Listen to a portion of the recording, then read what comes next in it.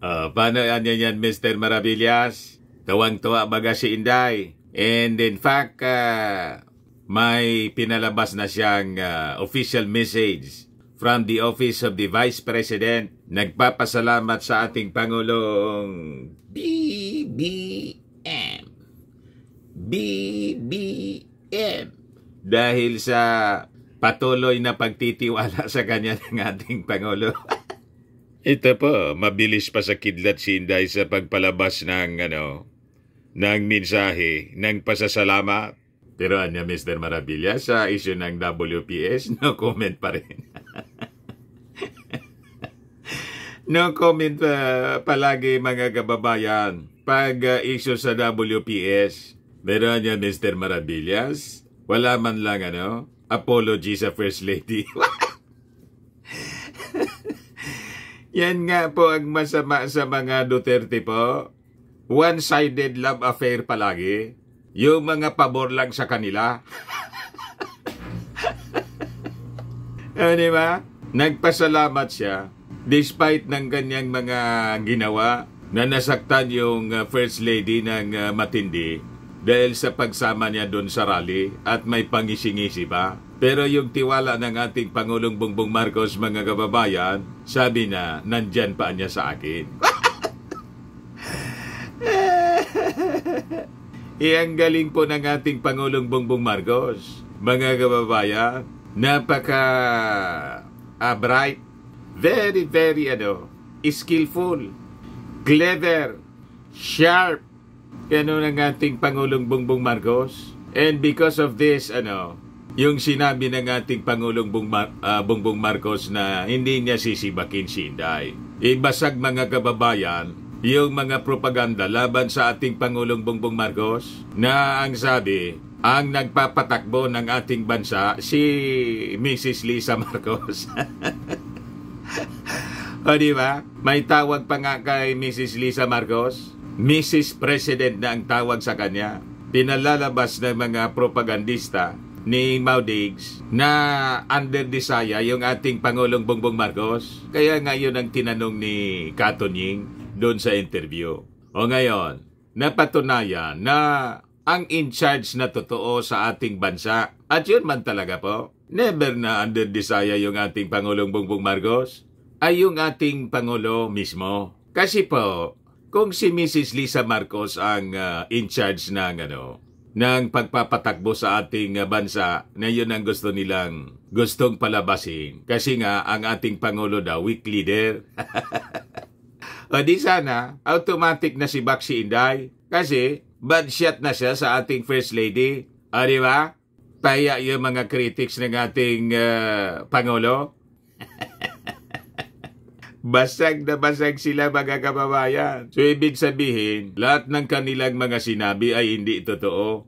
Lahat paninirang puri man lang po. Pero Mr. Maravilla, si Inday, sabi sa latest survey, top notcher na naman. Talo uli si Rafi Tulfo at wala na si Martin Romualdez. Survey ng WR numero. Top notcher po si Inday. Alam naman po ninyo naghanap buhay lang yung mga survey firm. Nagpapakilala sila, mga bagong survey firm. Kasi palapit na po na yung midterm election. Sige lang ang survey po, para sige lang ang gastos ng mga politiko. O diba? Yan ang strategy po. Magaling silang gumawa ng kwarta. Paano naman po? Yan ang mga strategy siyempre. Hanap buhay lang. Pero based mga kababayan sa survey, majority sa mga Filipino din ang tinanong. Sabi rito, 58%. 58.7% of Filipinos approve the ICC investigation. Kay Maudigs, pagkatapos, si dating senador, Antonio Trillanes, nag-post sa kanyang ex, yung dating Twitter po, yung International Criminal Court daw, Nakipag-usap daw yung ICC, mga kababayan, sa may 50 mga active and retired PNP officials na involved sa drug war ni Mau Diggs noong panahon. Yan ba? Mataranta na naman ito siya, no? Magwawala na naman ito, mga kababayan, si Mau Diggs. Yan ang sabi rito, 50 retired active police officials involved in Rhodes case, kinontak daw, contacted by the International Criminal Court over the crime against humanity case against former President Rodrigo Duterte. Yan ang mga banner stories, mga kababayan, ngayon. But before kong ibigay sa inyo yung full story, yung mga detalye niyan at pag-usapan po natin, click subscribe muna dito sa ating YouTube channel and hit the notification bell para lagi po kayong updated sa mga kaganapan dito sa ating bansa. Like and share na rin po ninyo ng ating video.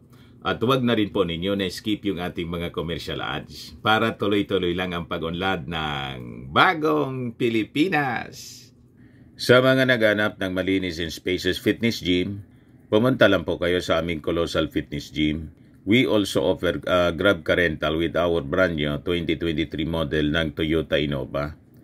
We also accept booking for those who are planning to travel via PAL, Cebu Pacific and other airline companies, local and international, and bills payment for Meralco bills, PLDT, etc. Ang Colossal Fitness Gym is located at 3rd floor Security Bank Building, Landco Business Park, Legazpi City, Albay. For inquiries, look for Chilon Maravillas. Contact number 0966-802-0949. Yan po yung aming Innova. Lagi nang matao sa amin po. Na-set up na rin yung aming bagong gym equipments. May treadmill na rin po kami. Ito naman yung bago naming product pong binibenta online. iGlow. Galing po siyang South Korea. Whitening po siya. Tingnan niyo yung epekto sa aking anak na architect entrepreneur. Sa mga inquiries ninyo, dumiretso na lang kayo sa kanyang messenger, Riz Maravillas. Ito naman po, Firmax Firming and Lifting Cream. Sa mga pains at mga paninigas na mga kaso-kasuan po, mainam po siya. Pinapahid lang sa mga pulses at affected area. Ito naman po, Automax Radiant Serum. Sa mukha naman yung application. Anti-aging po siya. You will look 10 years younger than your age. Sa mga cancer patients naman po, baka lang gusto ninyo itong itry. Ningxia Red Mixed Fruit Drink. Hindi man po siya gamot, food supplement siya. Kaya lang, gawa siya, mga kababayan, sa goji berry. Yung goji berry may anti-cancer properties. O ngayon, yung mga inquiries ninyo, dumiretso na lang kayo sa aming messenger sa Facebook para masagot namin agad. Ayos pa? Ayos na Mr. Maravillas. So, balikan natin yung ating kwento. Yung kay Inday muna. Ito po yung kanyang mensahe. Official message po galing sa kanyang opisina. Vice President of the Philippines. Buti niya, Mr. Maravillas, may seal ng may logo ng Bagong Pilipinas. Kasi si Inday, may video po, kumakain ng bagoong. Di ba? Yung Bagong Pilipinas, tinatawag ng mga supporters niyang bagoong Pilipinas. Tapos sinasawsaw yung dinodot ni Inday sa video yung mangga. Sabay sabing, ito niya yung bagong pangalan nitong mangga gamit.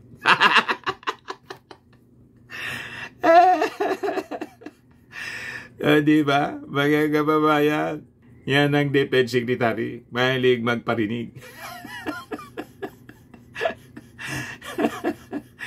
Yan ang mga matututunan ng mga mag-aaral. Kawan yan talaga, Mr. Maravillas. Other than yung tambalos-los po. At pag para tantrums niya dahil sa confidential funds. Yan ang tumatak, mga kababayan, sa isipan ng mga mamamayang Filipino. Kay Inday as Defense Secretary. Ay na pa, sabi ni Inday, maraming salamat, Pangulong Ferdinand Bongbong Marcos Jr. Wala pong Romualdez talaga.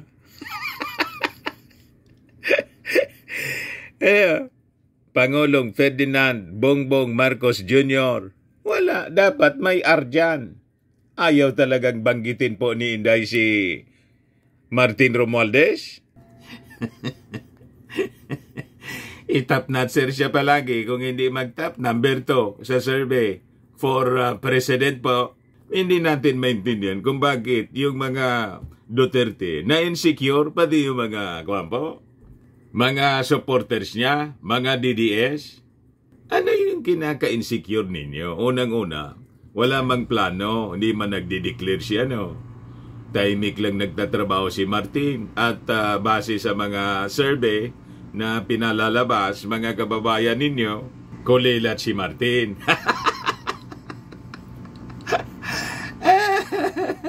Pero si Martin niya, ikot ng ikot Mr. Maravilla sa buong Pilipinas with servisyo fair. Laging kasama yung mga congressmen. Majority sa the super majority sa Congress, sumusuporta po kay Martin Romualdez. Ganun mahusay na leader ng Congress si Martin. Kasi naman na niya, Mr. Maravillas, ayaw mong tantanan. Ikaw yung gatong ng gatong na si Martin tatakbo. Joke ko man lang po, wala man na sinabi po sa kampo ni Martin. Ayan sabi rito. Maraming salamat Pangulong Ferdinand Bongbong Marcos Jr. Walang Romualdez po. Sa patuloy na pagtitiwala sa akin bilang kalihim ng kagawaran ng edukasyon. Makakaasa po kayo na ang DepEd na binubuo ng lahat ng ating mga guro at non-teaching personnel ay patuloy na maglilingkod ng tapat para sa kinabukasan ng bawat mag-aaral. O di ano niya, Mr. Maravillas, ang masasabi mo sa dalawang paragraph na mensahe ni Inday? Yan nga po, una, sa pangalan ng ating Pangulong Bongbong Marcos, walang Romualdez. Nagpasalamat siya sa ating Pangulo sa tiwala, pero wala man siyang apology man lang na nasaktan niya si Mrs. Lisa Marcos. Di ba? One-sided lang si Inday. Wala man lang na-mention na binanggit pa ng ating Pangulong Bongbong Marcos na I understand na niya si yung misis ko, very protective niya sa akin. Hindi niya kasi sanay sa politika. Inabad shot ng masyado po dahil pumunta si Inday sa rally na gustong ikudita yung ating Pangulo. At may pangisi-ngisi pa. At grabe yung mga masasamang salita na binitawan ng kanyang tatay na tinawag yung ating Pangulong bangag.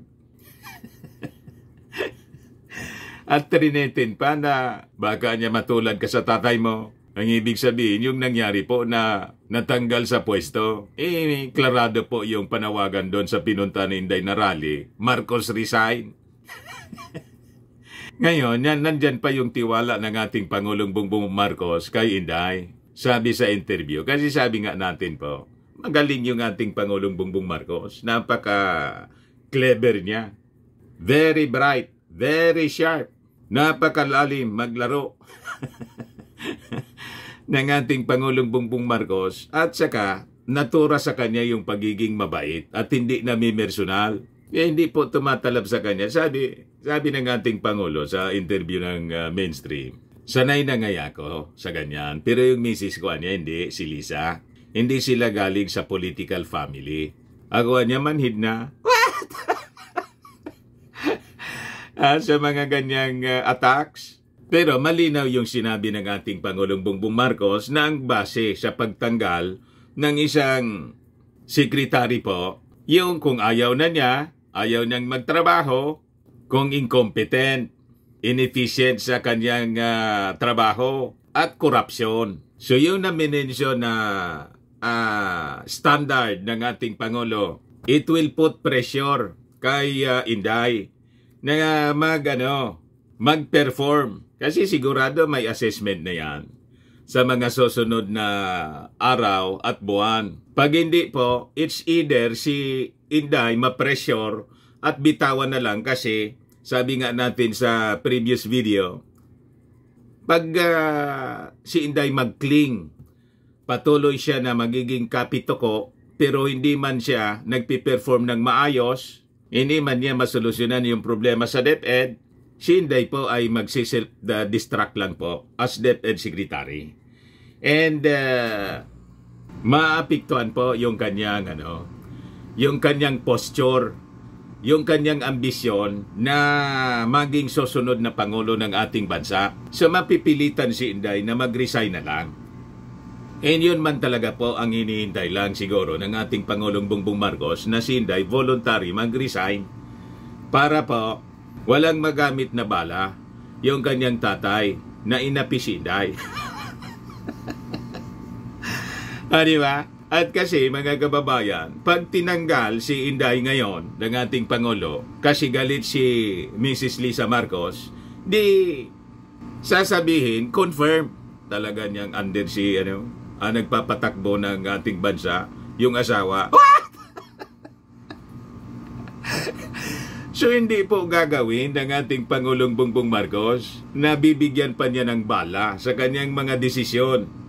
Dahil nag-decide yung ating Pangulong Bongbong Marcos, kumampi pa kay Inday lalong pumugi yung ating Pangulo. But it puts pressure ngayon kay Inday na dapat siyang mag-perform. Gets ninyo?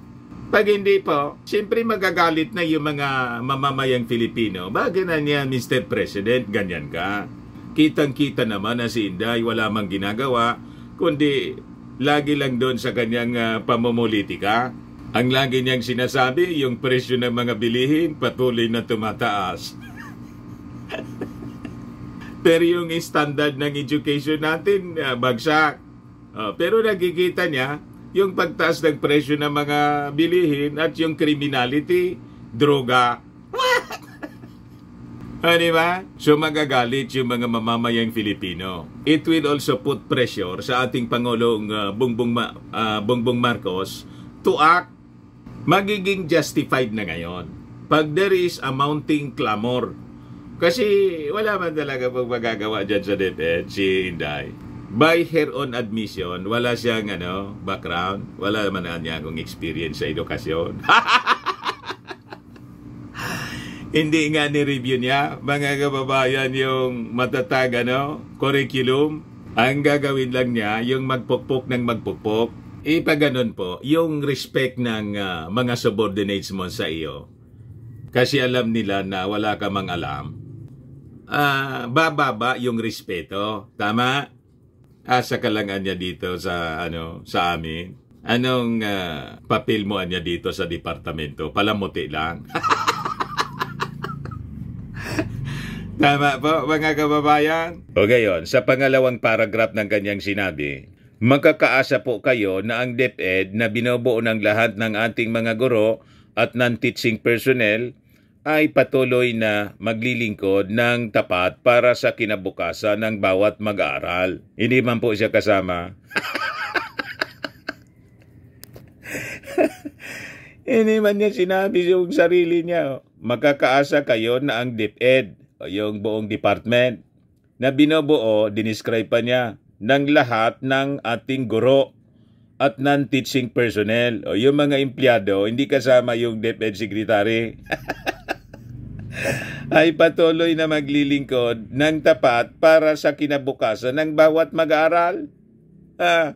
Hindi man niya sinabi, makakaasa po kayo na ako as your DepEd Secretary at saka ng buong departamento ng mga guro, ng teaching personnel ay patuloy na maglilingkod ng tapat para sa kinabukasan ng bawat mag-aaral. Hindi niya sinama yung sarili niya na maglilingkod ng tapat. Kasi nga niya, Mr. Maravillas, hindi man siya tapat. Nandun nga sa rally.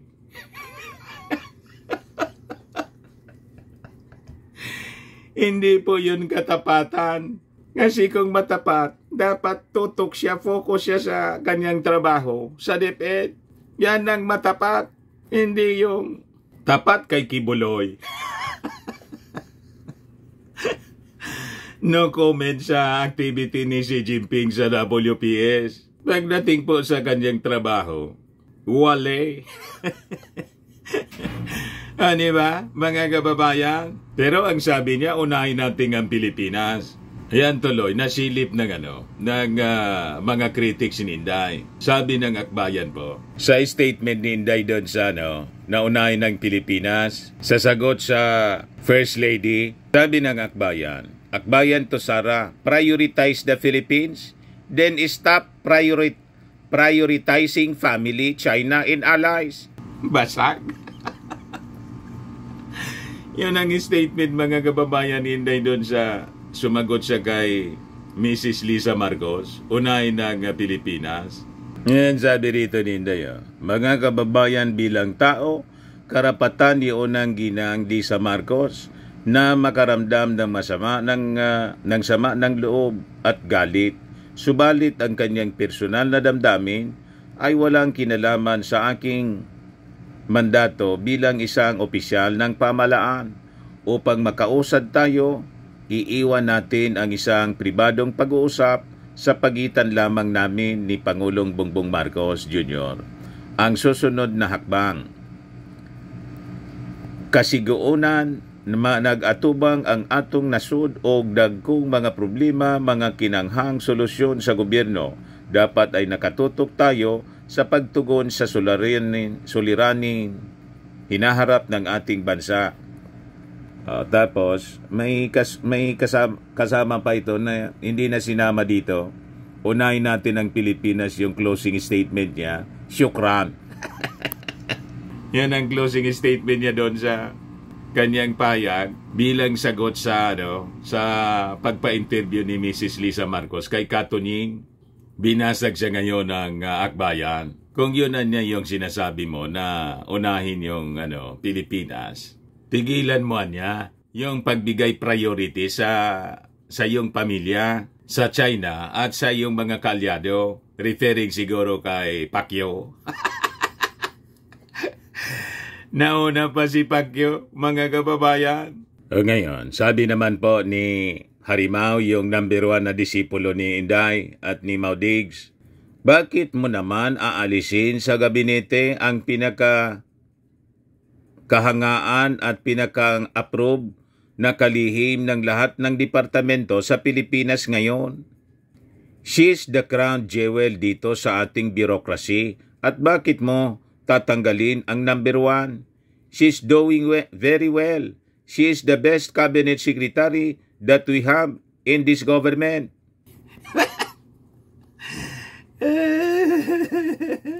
Ganon katindi mga kababayan. Itong si Harimao na atat na pong iluklok si Inday na presidente, ayaw nang patapusin yung ating Pangulong Bongbong Marcos. Nandun sa forum ng mga pro-China kasi siya siyempre alams na.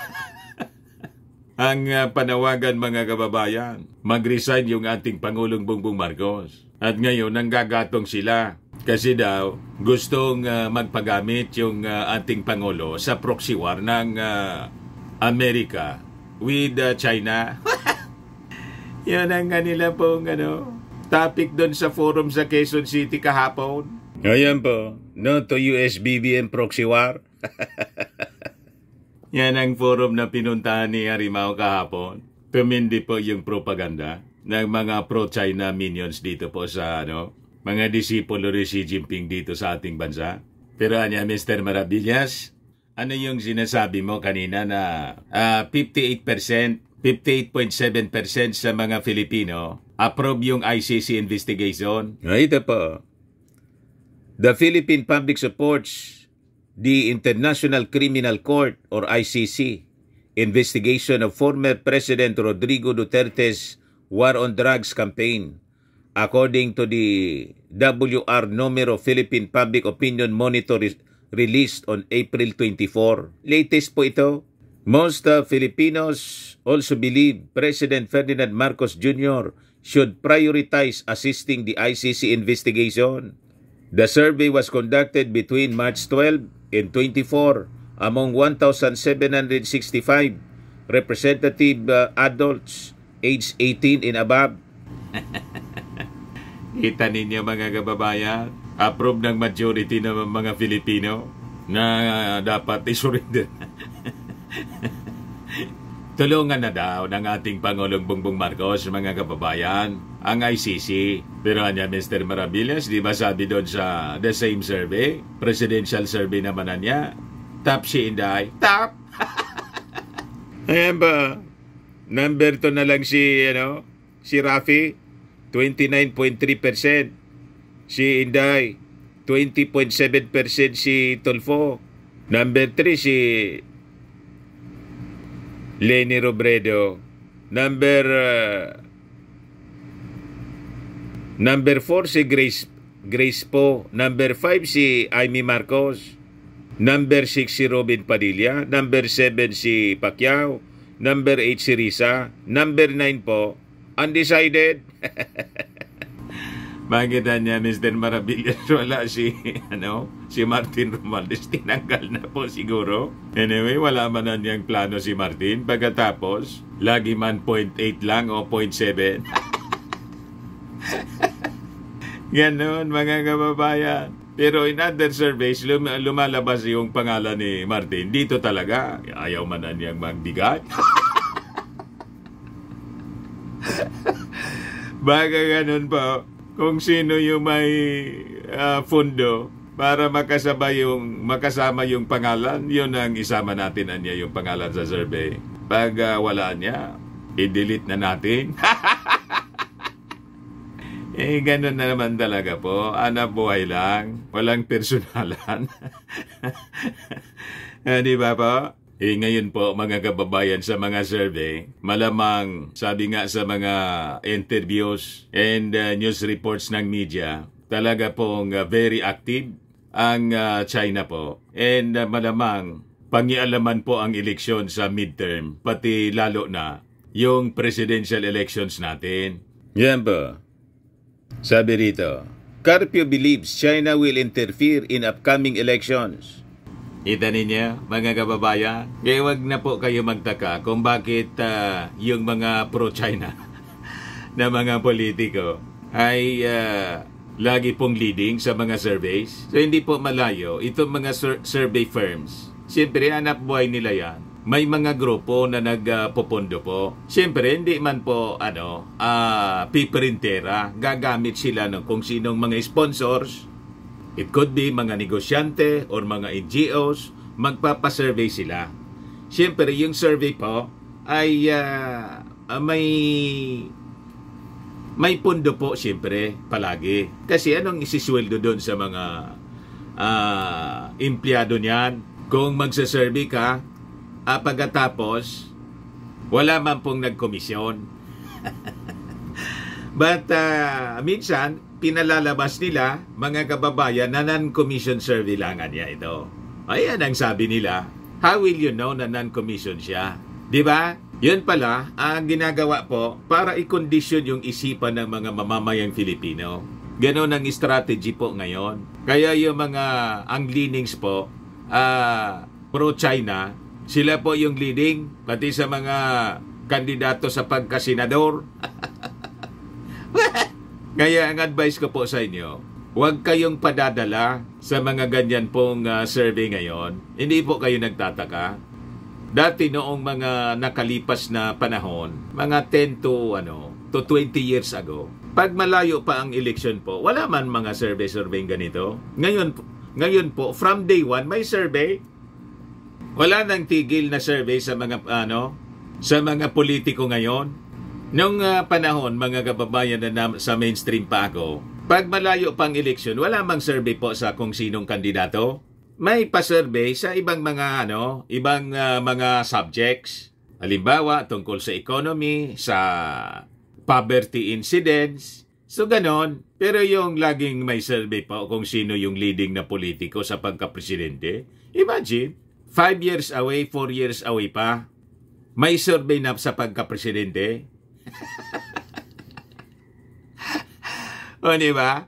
Hindi kayo nagtataka? So it is mind conditioning para isipin ng tao, ito yung mananalo. At iyon na lang po ang kanilang iboboto. At para po, kung may mga operators na na gagawa po ng possible manipulation ng resulta ng eleksyon, hindi na pagdududahan yung kanilang mga masasamang plano to manipulate the result of the election. Ganun po ang ang purpose nila. Kaya sabi dito ni Carpio believes China will interfere in upcoming elections. Sabi dito, to recall, former Foreign Affairs Secretary Albert Del Rosario claimed that ranking Chinese officials have been bragging that they were able to shape the outcome of the country's polls in 2016, which led to the election of President Rodrigo Duterte. Kita ninyo ba? Kaya pala mga kababayan, pro-China si Digong. Carpio said he believes China will again favor a candidate who will continue Duterte's friendship with Beijing. So, we will have to expect that nations that have an interest in our maritime zones or claiming to our territories in maritime zones will look for a candidate who will be friendly to them, just like Duterte, sabi po ni Carpio. Carpio also cited Duterte's previous statements that he was inutil in wresting control of islets in the West Philippine Sea from China, which Carpio said reflects Duterte's policy when it comes to the disputed territories. China wants the next president to follow the same policy. That's very clear. So that explains mga kababayan kung bakit yung mga survey group, ang daming mga bagong survey firms naglitawan na lang po. Malamang sa malamang ang sponsor po Beijing. Di ba? Ang dati yung mga yung Pulse Asia, di ba? Yung Social Weather Station. Tapos bigla na lang nag-mushroom yung mga survey firm. Dumami po bigla. Pero itong mga yung mga traditional na survey firms, yung mga institution na po tulad ng Pulse Asia at Social Weather Station, pwede din siya na ipenetrate nitong mga operators ng Beijing. Kasi nga po, negosyo lang eh. Pera-pera lang po. Kung sino yung, hindi ko man sinabi na lantadan po na alam ng mga survey firms. Madali po siyang i-infiltrate. Gagamit lang po ng kung sinong third party that will sponsor the survey. And possibly yung iba dyan talagang conscious na nagpapagamit po sa foreign power. Basta't may kwarta. Ganun lang po. Money talks. Ito nga ating mga politika po, kung isipin, ang nagsisweldo tayo, mga mamamayang Filipino, pero ang daming incumbent politicians, ang pinagsisilbihan po yung China. Chinese interest po, hindi man po yung interest ng ating mga mamamayang Filipino. Tingnan ninyo yung mga pinagagawa ngayon. Ayan po, mga kababayan, binibigay ko sa inyo yung mga information na yan para makapag-isip-isip po tayo. Ayas, ako po si Dante Maravillas. Bye-bye. God bless.